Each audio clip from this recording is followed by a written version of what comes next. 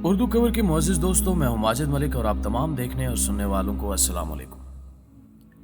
ناظرین گرامی، ڈاکٹر نے مریض کا بازو سیدھا کیا اور مایوسی سے سر ہلا دیا۔ بیٹے نے آہستہ آواز میں پوچھا، کیا کوئی چانس نہیں؟ ڈاکٹر نے جواب دیا، سر اب نہیں، ہمیں وینٹیلیٹر بند کرنا ہوگا۔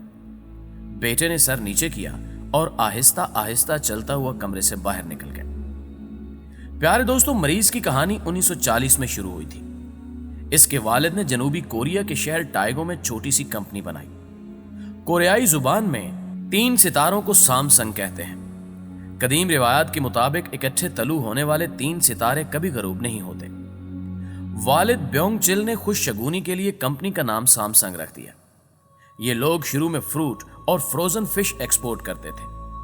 دوسری جنگ عظیم کے بعد تعمیر نو شروع ہوئی تو سامسنگ خوراک سے کنسٹرکشن انڈسٹری میں آ گئی اور اس نے دھڑا دھڑ عمارتیں، پل اور سڑکیں بنانا شروع کر دی۔ لی بیونگ چل نے ان ٹھیکوں میں کروڑوں روپے کمائے۔ یہ سمجھدار انسان تھے۔ یہ جانتے تھے کہ انسان کو اپنے سارے انڈے ایک ٹوکری میں نہیں رکھنے چاہیے۔ چنانچہ یہ کنسٹرکشن کے ساتھ ساتھ ٹیکسٹائل، فیشن اور الیکٹرانکس کے کاروبار میں بھی آ گئے۔ گروپ بڑا ہوتا چلا گیا۔ لی کن ہی لی بیونگ چل کے تیسرے بیٹے تھے۔ یہ کن ذہن اور لا ابالی مزاج کے لڑکے تھے۔ پڑھائی میں دل نہیں لگتا تھا، لیکن والد انہیں ہر حال میں پڑھانا چاہتے تھے۔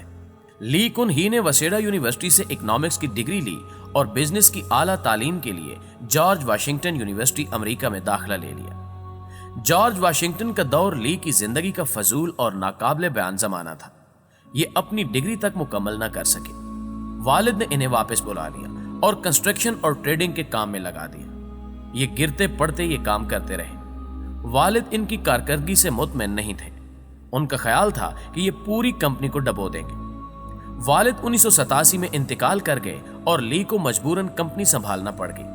کمپنی اس وقت 34 مختلف شعبوں میں کام کر رہی تھی۔ لی کے لیے اگلے 5 سال بہت مشکل تھے۔ یہ ایک دفتر سے دوسرے اور دوسرے سے تیسرے کی طرف دوڑتے رہتے تھے، یہاں تک کہ 1993 آ گیا۔ لی کو اچانک محسوس ہوا کہ ہم بہت زیادہ مصنوعات بنا رہے ہیں، جس کی وجہ سے ہم کوالٹی میں مار کھا رہے ہیں، جبکہ ہمارے حریف صرف ایک کام کرتے ہیں اور ان کی مصنوعات کوالٹی میں سامسنگ سے بہت بہتر ہیں۔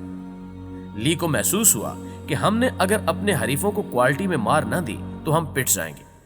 چنانچہ اس نے ایک دن اپنے تمام ایگزیکٹو کو جمع کیا اور ان سے کہا، ہم آج سے اپنی بیوی اور بچوں کے علاوہ سب کچھ بدل رہے ہیں۔ تم لوگ نقصان کی پرواہ نہ کرو۔ ہم اگر فٹ پاتھ پر بھی آ جائیں تو بھی کوئی مسئلہ نہیں۔ آپ بس صرف اور صرف کوالٹی پر توجہ دیں۔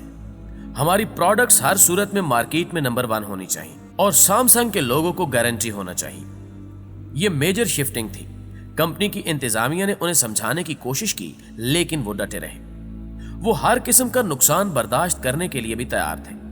ایگزیکٹو نے ہار مان لی اور تعداد کی بجائے معیار پر چلے گئے۔ شروع کے 7 سال بہت مشکل تھے۔ کمپنی کے گودام کباڑ خانہ بن گئے۔ مارکیٹ میں سامسنگ کا انبار لگ گیا۔ لوگ اس کے سائن بورڈ کے قریب سے بھی نہیں گزرتے تھے۔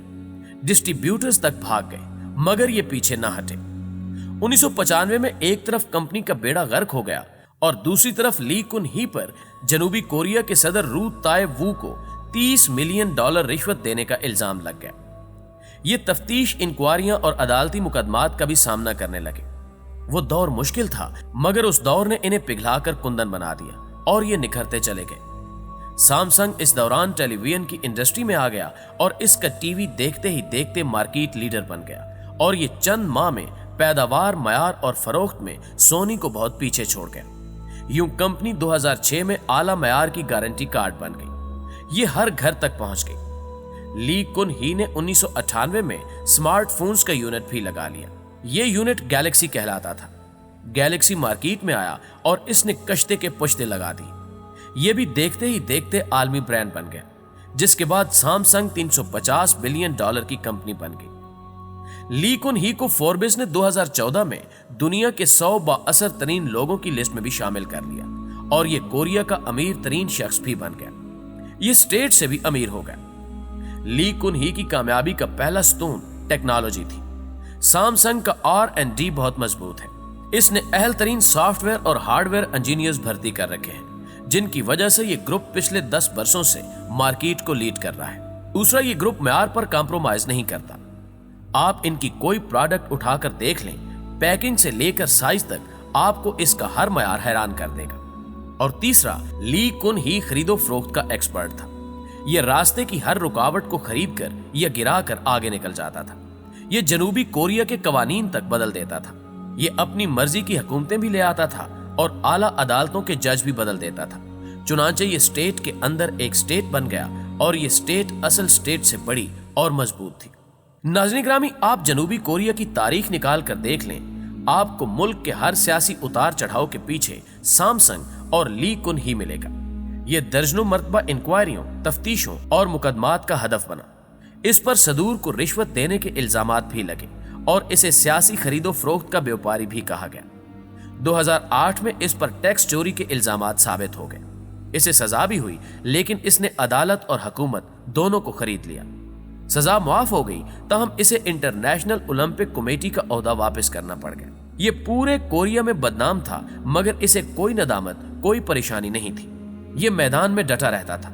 ये खुद अपने मुंह से कहता था, आप अगर दौलत से आसानियां खरीद नहीं सकते तो फिर आपको दौलतमंद होने का कोई फायदा नहीं है। चुनांचे ये सामने मौजूद हर शख्स को चंद लम्हों में खरीद लिया करता था।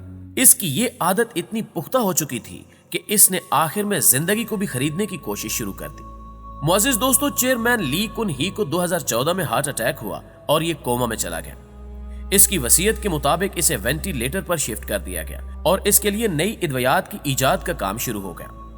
सैमसंग ने दर्जनों रिसर्च इदारों को फंडिंग की, बड़े से बड़े डॉक्टर्स का बंदोबस्त किया और कीमती से कीमती तरीन अद्वियात बनवाई गई, मगर ली कुन ही कोमे से बाहर ना आ सका। इसके बेटे ली जाए योंग ने कंपनी की अनान संभाल ली। ये अपने वालिद को एक बार अपने पांव पर खड़ा देखना चाहता था। इसकी शदीद ख्वाहिश थी कि ये एक बार अपने मुंह से बोले, ये अपने हाथ से खाएं और एक बार, जी हां, सिर्फ एक बार अपनी खुली आंखों से सैमसंग की नई स्क्रीन देखें। लेकिन ली जाए योंग की कोई कोशिश बराबर न हो सकी और यूं 25 अक्टूबर 2020 को वो शाम आ गई जब डॉक्टरों ने मायूसी का ऐलान कर दिया। ली कुन ही कोमे के आलम में इंतकाल कर गया और उसका जिस्म ठंडा हो रहा था। डॉक्टर ने उसका बाजू साइड पर रखा और मायूसी के आलम में सर हिला दिया। सैमसंग का मालिक मर चुका था, लेकिन मरने के बावजूद उसके अकाउंट में $20 बिलियन थे और ये $350 बिलियन की कंपनी का मालिक था। मगर $350 बिलियन की कंपनी और $20 बिलियन के अकाउंट्स मौत का मुकाबला न कर सके। मुसाफिर 6 साल की तवील नींद के बाद अगले सफर पर रवाना हो गए। नाज़रीन ग्रामी, ली कुन ही की मौत ने एक बार फिर साबित कर दिया कि इंसान दुनिया में दौलत के जरिए सब कुछ खरीद सकता है, लेकिन ये कितना ही बड़ा व्यापारी क्यों न बन जाए, ये एक भी इजाफी सांस नहीं खरीद सकता और इसके पास कुदरत के सामने हारने के सिवा कोई चारा नहीं होता। कहते हैं, इंसान अगर जिंदगी खरीद सकता तो हम आज भी नमरूद और फिरौन की खुदाई में सांस ले रहे होते। मौत वो अमरे रब्बी है जिसके जरिए अल्लाह ली कुन ही जैसे लोगों को ये पैगाम देता है, जाओ तुम जितना भाग सकते हो भाग लो, लेकिन तुमने आखिर मेरे पास ही आना है। मैं तुम्हें कायनात के किसी कोने में छुपने नहीं दूंगा और ये छुपने देता भी नहीं है। तारीख इंसानी खुदाओं का कब्रिस्तान है। आप किसी दिन तारीख के कब्रिस्तान में झांक कर देखें, आपको हर कब्र में कोई न कोई ऐसा शख्स लेटा मिलेगा जो खुद को नागुज़ीर भी समझता था और नाकाबिल शिकस्त भी। लेकिन फिर क्या हुआ? सन किंग से लेकर मून क्वीन तक दुनिया के हर नागुज़ीर के लिए मिट्टी आखिरी लिहाज साबित हुई। अल्लाह की इस दुनिया में ली कुन ही जैसा शख्स भी 6-6 साल अस्पताल में बिस्तर पर लेटकर आंख नहीं खोल पाता और इससे अमीर तैमूर और हिटलर जैसा शख्स भी खाली हाथ वापस जाता है। लेकिन हम इस कब्रिस्तान में पूरी जिंदगी मैं की आवाजें लगाते रहते हैं और हमें शर्म भी नहीं आती। भाई मेरे, अपनी औकात देख कर बोलो। तुम कोरोना का मुकाबला तो कर नहीं सकते, जिंदगी और मौत देने वाले का मुकाबला क्या खाक करोगे? मट्टी की मुट्ठी हो, मट्टी बनकर रहो, खुदा न बनो, क्योंकि खुदा अपने सिवा किसी को खुदा नहीं रहने देता। जी तो मुअज़्ज़िज़ दोस्तों, हमेशा की तरह आज भी उम्मीद है कि आज की इस वीडियो ने भी आपको काफी कुछ सोचने पर मजबूर जरूर कर दिया होगा। अगर वाकई ऐसा है तो वीडियो को लाइक करते हुए अपने दीगर दोस्तों के साथ भी शेयर जरूर कीजिए। जल्दी हाजिर होते हैं एक और मालूमाती वीडियो के साथ। तब तक अपना और अपने प्यारों का ढेर सारा ख्याल रखिएगा।